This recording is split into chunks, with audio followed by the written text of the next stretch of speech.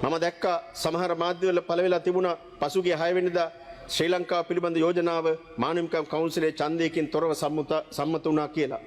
ශ්‍රී ලංකාව පැත්තෙන් බැලුවොත් අපේ රට සම්බන්ධ යෝජනාවක් ජයග්‍රහණය කළේ එක් අවස්ථාවක පමණයි.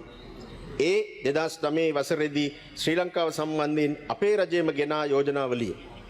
ඉන්පසු ශ්‍රී ලංකාව සම්බන්ධයෙන් සියලු යෝජනා ඡන්ද විමසුම් වලට යොමු කළ අවස්ථාවල රජයේ මතයේ පරාජය වුණා.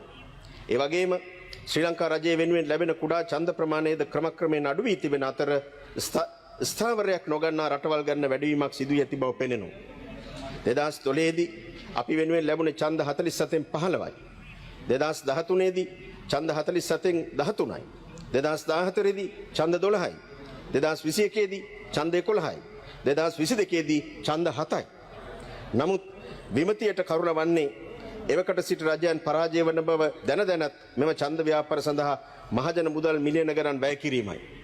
මැති ඇමතුරු සහ නිලධාරීන් මානව හිමිකම් කවුන්සිලේ සමාජික රටවල් වල සංචාරය කළා. එම ඡන්ද ලබා ගැනීමට අදාළ රටවල් වලට විදාකාරී උදව්පදව් කළා.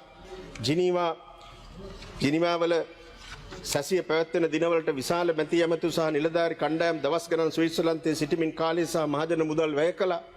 මේ සියල්ල වුන් කලේ ඡන්දේ පරාජය වෙනවා කියන යථාර්ථය දැන දැනම පුදු මාධ්‍ය සංදර්ශන මගින් රටේ ජනතාව නොමග යවීමට පමණයි. මේටත් වඩා ලොකුම ගැටලුව වන්නේ ඡන්දයක් ඉල්ලමින් අපි ගැටුම්කාරී ආකල්පයකින් කටයුතු කිරීමෙන් සිදුවන්නේ දැනට ජාත්‍යන්තරීකරණය වී ඇති මෙම ප්‍රශ්නය දේශීය තලයට ගෙනවිත් විසඳීමේ අවකාශය අහුරා දැමීමයි.